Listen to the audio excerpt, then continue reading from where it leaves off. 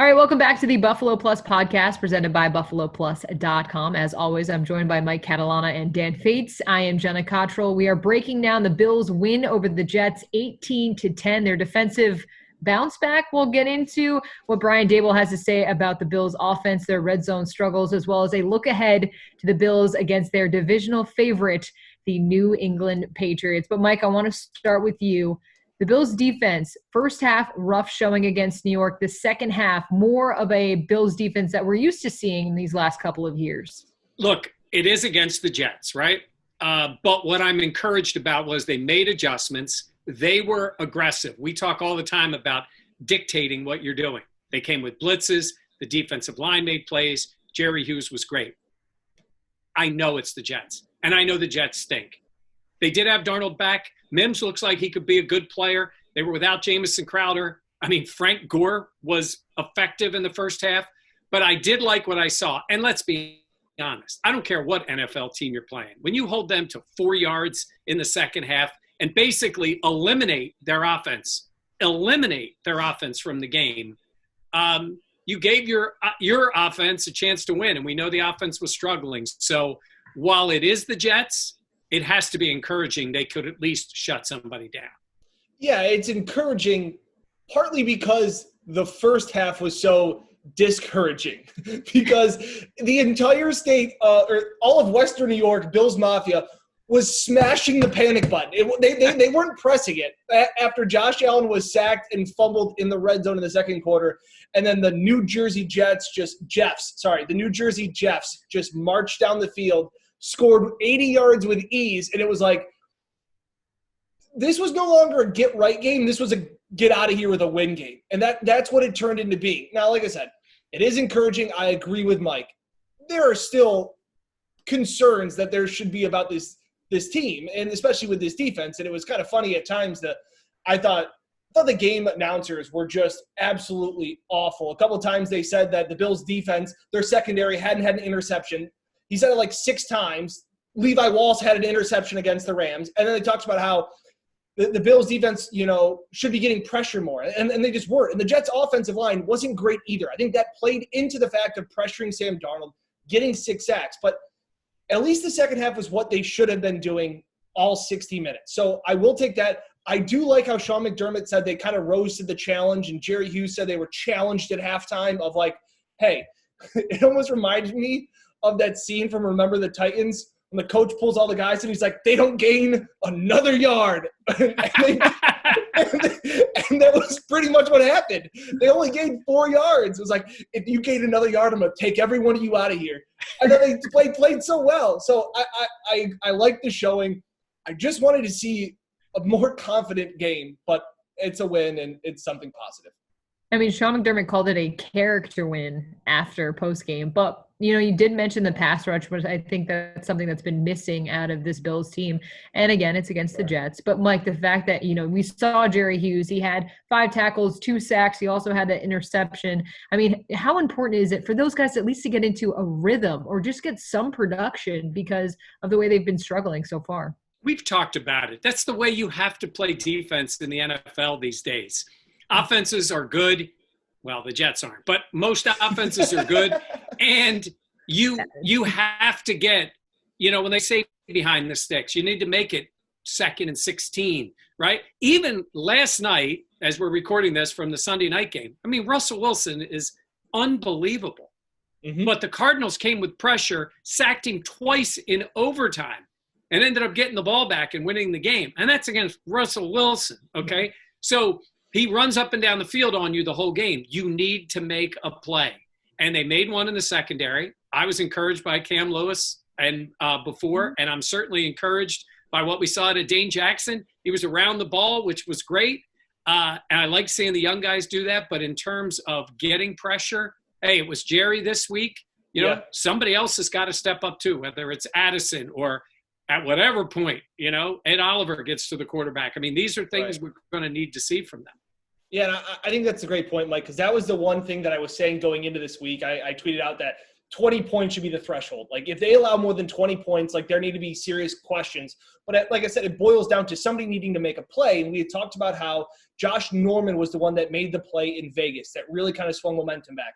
Whether it was Dane Jackson's interception right before halftime that went from a 7-point game down to a 4-point game and started to get momentum, or just Taron Johnson had a big pass breakup early in the third quarter that got the Jets off the field. And that was part of it too.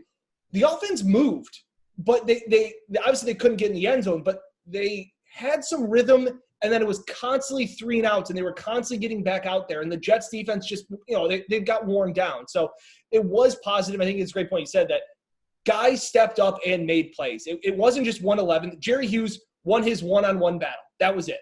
He did it. A.J. Epinesa, I thought, played well. Poyer had a sack. Dean Marlowe had a sack. Like, it was a guy stepping up and making plays.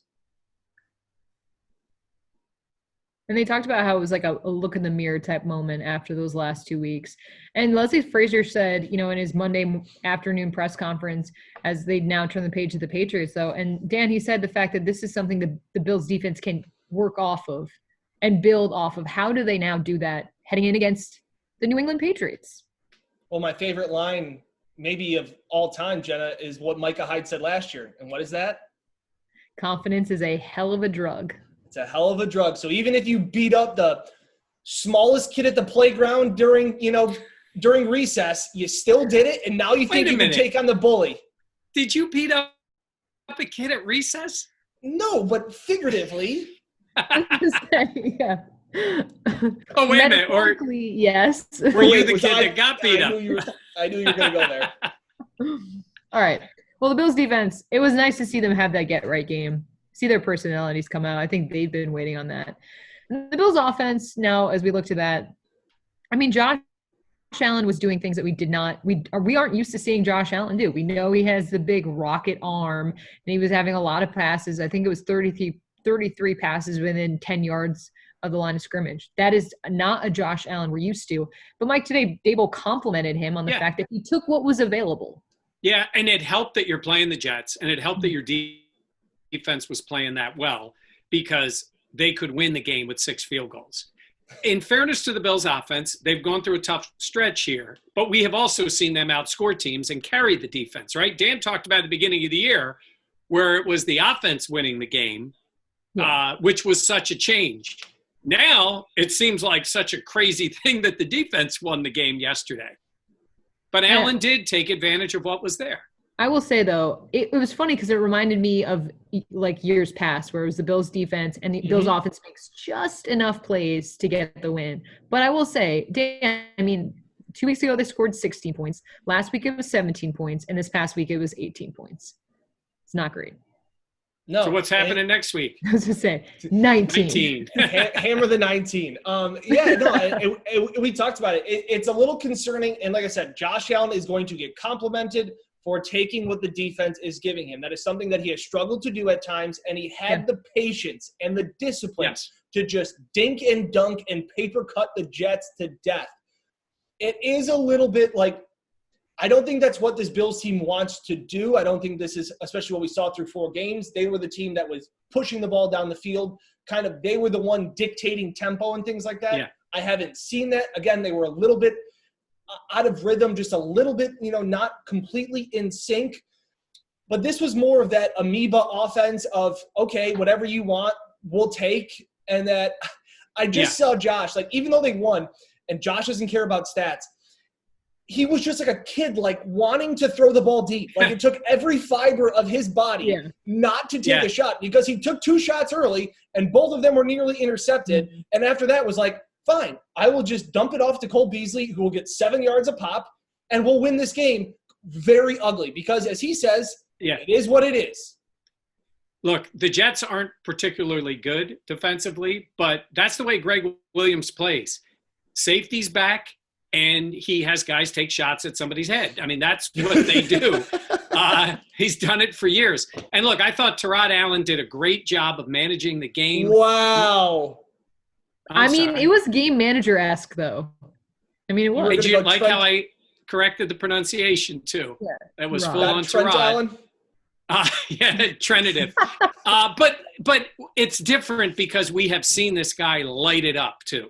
And I do think that Josh Allen is coming back. You can only keep baby Josh in the corner for so long, right? And then he's got to break free. It's only going to happen for so long. But he was smart, and that is an evolution of a quarterback. Look, the good ones do that, right? Yep. Who did we just see last Monday do that, right? You saw the best quarterback in football come into Orchard Park and go, we're going to run it. I'll pick my spots, and I'll gladly get out with a win. And so Patrick Mahomes can do it. I think Josh Allen can just take what's given to him. Also, Tom Brady's kind of made a career off that. Killing you by paper cuts. Like I said, people got real sick of them throwing touchdown passes to Randy Moss over everybody's head. So they were like, fine. And then he goes, fine, I'll just take Welker and Edelman and all these guys underneath for 6 yards a pop. Josh Allen could not have had this game his rookie year or even last year. He just wouldn't have had the restraint and the discipline. So you really have to credit him. And again, he threw for 300 yards. Like we're sitting there like, this is an average game for Josh. His best throw was to Tyler Kroft, which was 38 yards. It was the biggest play offensively for either team. Yeah, all game. So it was a game where they just thought field goals can win this. Our defense is good enough. It was complimentary football. Jenna, we need to congratulate Tyler Kroft and his wife on the baby. Yes. And we also need to congratulate him on his Daniel Jones impression along the sidelines. Spot on. He was so bad. That was such a face. Yeah, it wasn't quite Daniel Jones. No. I mean, it's along the sidelines. I mean, Daniel Jones was in the middle of the field. Yeah, it was bad. He got tripped up. It was spectacular. I will say, though, you mentioned the fact, Dan, that Josh Allen couldn't have this game his rookie season. It's almost like, he's realizing what works. Nope. You know exactly where I'm going. Where you're taming Josh Allen just a little bit, and he's making harder decisions. Dan, had to get the I'm right point. Oh, I thought she was still holding on to the idea that men can change. Josh Allen, in this instance, did change. He did change. He did, and I thought it was coaching, and I think they got in his ear and said, "Hey, Josh. First of all, I said to you, I believe that Cole Beasley's the most consistent wide receiver. I mean, he you throw him 12 passes, he catches 11 of them. Dan's right. 7, 8 yards a pop, whatever it is. It seems to be a first down like every time he catches one. And he's rarely making contested catches. He's made a few. The guy just gets open every time. So if you're looking for the smart, safe throw, just look for 11. He's going to catch the ball. I mean, they were able to move the ball very well. It was just in the red zone going 0 for 5. There was penalties. There was mistakes. Yes. They had 2 touchdowns called back due to penalty. And the Isaiah McKenzie reverse got blown up. It looked like a really good read, or the guy was just so late on the play that he was behind. But that was a huge loss. Those are the kind of plays that turn – potential touchdowns, obviously, into field goals.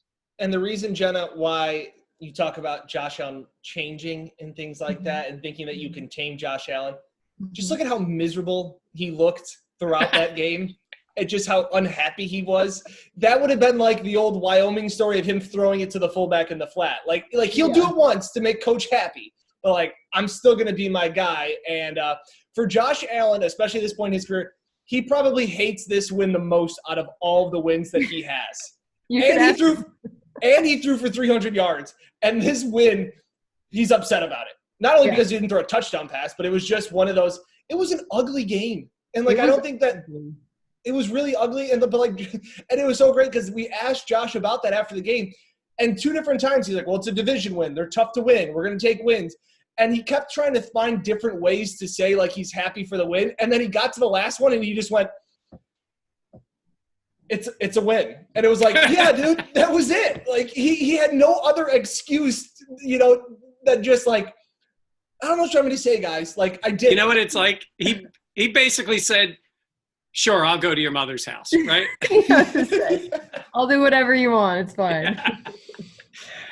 All right, well, how concerned then I shouldn't say concerned, but like, how do they find that magic again? Yeah, I mean, like you're right though.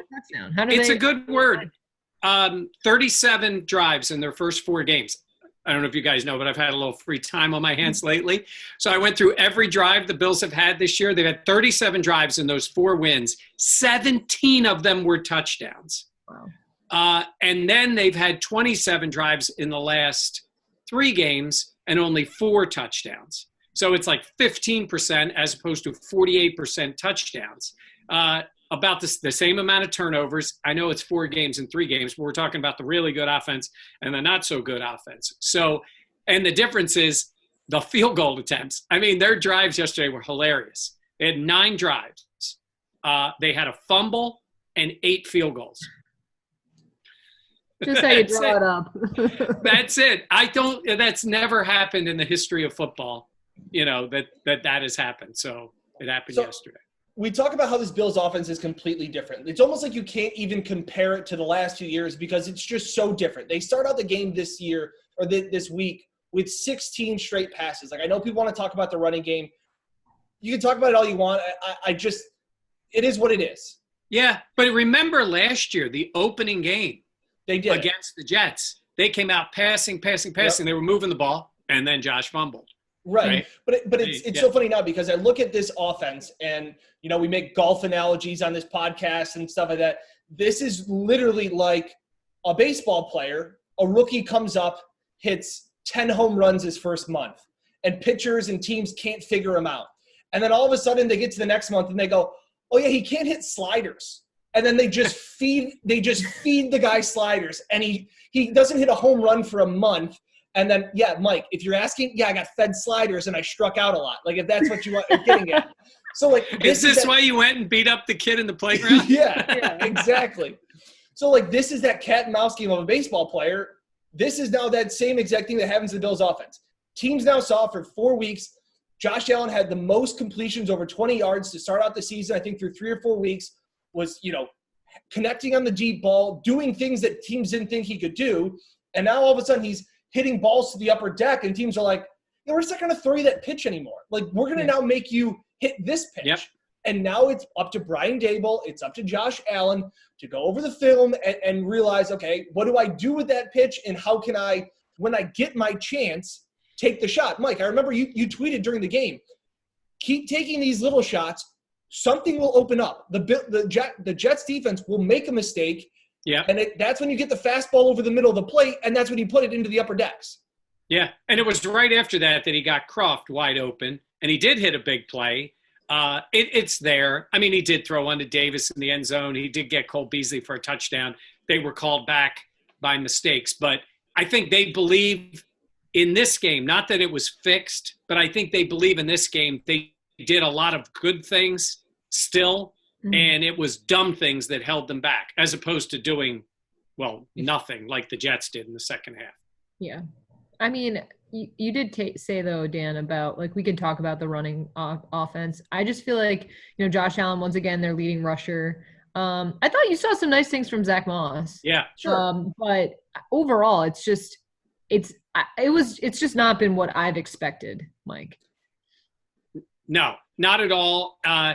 It's funny when they get a run and not Josh Allen run. And seriously, like 4 yards, you're like, all right, that's a good run. You know what I mean? Like, it's just, we don't see anything. We see no burst. I mean, look, we make our jokes about Frank Gore. Frank Gore popped a series of runs yesterday, 8 yards, 9 yards. He started the second half, which is the only reason, by the way, they were even in positive yards with 13. That's Frank Gore against the Bills defense. It just happens all the time. With the Bills, it is like, even when they get something out of the running backs, it's 58-year-old Frank Gore. Mike went to college with him, or high school. High school, yeah. They were teammates. I guess I'm kind of over this running game talk. And I mean that in the sense of... No, you're going to... Do not say to me you don't need a running game. You need a running game. Dan, rebuttal. The Chiefs can run the ball. The Ravens can run the ball. The Steelers can run the ball. You don't need it. Yes, you do. Yes, you do. The Bills have won 5 games this year, not because they've run the ball. They won in September. It's September. There are times you don't need it's when you need to run the ball, you need to be able to do it. And Andy Reid is the guy who really flipped this around in the league, because people used to think you establish the run and then you pass. No. You get the lead, and then you can pound teams with the run games. Look at the Titans. These teams can all run the football. Teams that can win in the playoffs. And it's not even a weather thing as much to me. If you could really run it yesterday when they're playing those 2 deep zones with the safeties, just run the ball down their throat until they bring one of those safeties up. Look at him, Jenna. He's just shrugging. He's shrugging off the run game. Dan, I'm just confused, because why would you want to make yourself one-dimensional? It's not wanting to. I've been trying to think of a comparison, analogy of what a run game is. And the only thing I can think of is they're like eyebrows. Like, you need them, but if they're good, they're not that much better. But if they're bad, then they're really bad. You've thought about this a lot. I've tried to think about this so long, and that's the only thing I can think of. Like, the Chiefs didn't win the Super Bowl last year because of their running game. You don't – and, at times it's because if you're a team like the Baltimore Ravens, Mike, where you talk about they run the ball, when they get behind, they have 0 chance of coming back in games. 0. That is the difference. But they can throw the ball too. Yeah. They're just more effective when they get the lead. I mean, last year he led the league in touchdown passes. Lamar Jackson did. You can do both. I'm telling you. You can. I'm just saying, the reason that the Bills have lost 2 games is not because they don't have a running game. It's just not. They lost those 2 games because Josh Allen didn't play well and the defense stunk. This running game has 0 impact. What would it mean if Josh Allen didn't play well and they could rely on other people to move the ball and score touchdowns? Well, that'd be great. But that's not every team. That's a run game, though. Not every team can do that. Look, not every team has a guy like the Tennessee Titans, who right now have a quarterback who's an MVP candidate and a running back. You don't need a running back. You need a running game. And Dan, I think we'll settle this by saying Jenna and I just agree that we're right and you're wrong. I was just saying that you are wrong. I'd actually like to hear other people's comments, though. Like, if you're listening to this podcast, tweet at Dan or Mike or myself, and we want to hear what you have to say, too. You don't need a star running back. You need a running game. You need the ability to run the ball, circumstantial running of the football. Red zone, smart plays, that's what you need. They don't even execute screens well. I'm not saying that, never run the football. I'm not saying that, you don't need to do it at all. I'm just saying, this fact of, the Bills need a running game where they're not going to go anywhere. It's they're going to go as far as Josh Allen takes them and as far as his defense goes. Well, if he doesn't have a running game, it's not going to be very far. He needs some help. That's why they were going for Le'Veon Bell. And I would raise my eyebrows to you, but they're all gone now, so we don't have to worry about that. I'm never going to look at my eyebrows the same way. I've spent hours trying to figure this out. Oh, I thought you meant on your eyebrows. Really quickly, we'll talk about the Patriots. Yeah. They got embarrassed at home by the 49ers. I mean, how motivated were the Cam situation? How do you feel like this team will come into Orchard Park this week? This is strange. I got to say, normally all it takes is one semi-embarrassing moment for the old Patriots, and they would come in and just pound you into submission, whether it's Belichick getting back to some basics or them changing everything because they could trust Brady. I mean, look, we like to say he rarely had 2 bad games in a row. He had some bad moments in bad games, and then they would come into Orchard Park or the Bills would go there and they would just stuff them. I look at this Patriots team, I don't see that. I don't think they have the things they depend on, and it starts with the quarterback. Mm-hmm. Cam was atrocious in the game. And he threw the ball poorly, too, not just poor decision-making. It just comes out of his hand funny. And the guy looked really good in the beginning of the year. And then he got COVID. He was out. I don't know if it just impacted him mentally being out and coming back. But, and I don't know what Belichick has to rely on. He's not getting the play out of his defense that he thought. They got run over by San Francisco. So in normal circumstances, I'd be sitting there going, oh boy, it's the Patriots. Here they go. The Bills are a better team. Better roster. And right now better coached. And so, I'm not afraid of the Patriots like we used to be. Yeah, it's New England is realizing that life is kind of hard without Tom Brady. Yep. He covers up a lot of things. Yep. His aura of being in the huddle and being on the sidelines, like I think Tom Brady affects the Patriots defense because you have this guy back here. There are mistakes that are being made on the Patriots offense, which is hurting their defense. And also, like, we can't deny the fact that, like, they had the most players opt out due to COVID. Like, this roster is not what it used to be. And then you have Cam, who, with whatever training camp it was, you're right, Mike, like, this used to be, in the betting world, Belichick off a loss was a surefire bet coming back because it was like, oh, he's absolutely going to come back and they're going to run him over. He's coming off the worst home loss since he took over in New England. Like 27 points by a Niners team that is so-so, and they just got bullied. Well, because that's a team that can do that to you because they do run the ball. But, I mean, they were, and it was Garoppolo coming back. Like, they looked like they were shot. Now, again, we're saying all this, and he gets them all fired up. But, Edelman looks like he's going to check out. Like, yep. I would seriously I know they won't do it, but I wonder what they think they could get for Edelman if they decided to make a trade. Wow. And let that guy go somewhere else because the guy can still be very effective, but he needs to Tampa Bay. They need one more receiver. Yeah. I got one text from my dad on Sunday and it said Cam Newton sucks. So see those Patriot fans. Analysis. Classic. Well, I mean, classic my Classic dad. Ben. But yeah, I mean, I think it's just, and I feel for Bills Mafia, like how excited they must be. I mean, Mike, you've covered this team, and I'm not even trying to be funny, for a long time. But what could that mean to have them be competent and win, possibly? Because it wouldn't be a win like somehow we did it. The little engine that could Fitz team beat them, right? Or Brady was out, or the game with Lawyer Malloy coming back. There was always Sam Adams. Something added. This would just be, okay, let's line it up. You guys against us. And look, the Bills have been very consistent. They're the best team, and until you beat them and win the division, they're still the team. I get it. Go beat them on Sunday, and then this division outside of Miami making a run is the Bills. Yeah, also, the Bills we asked them every single week going into New England, what is it like when Tom Brady's dominated you and the New England has dominated you? And McDermott says, well, I haven't been here that long and all that stuff. They're now 0-6, the McDermott era against New England. They can't say that, like, oh, we haven't been here long enough. You've been here long enough. This is your time, and the Patriots are a wounded deer coming, to play you. Like, this is the time to send your message. Yeah. And we'll have plenty more coverage of the Bills against the Patriots coming up this week on Buffalo Plus as well as on YouTube. Thank you. And Jenna. What? We have to wish Dan a happy birthday. Oh, yeah, and happy birthday to our own Dan Fetes. Happy birthday. You don't need a run game. You don't need don't, it. Don't slander like it's good to have, but you don't need it. Yeah, it's like I know, again. No, see?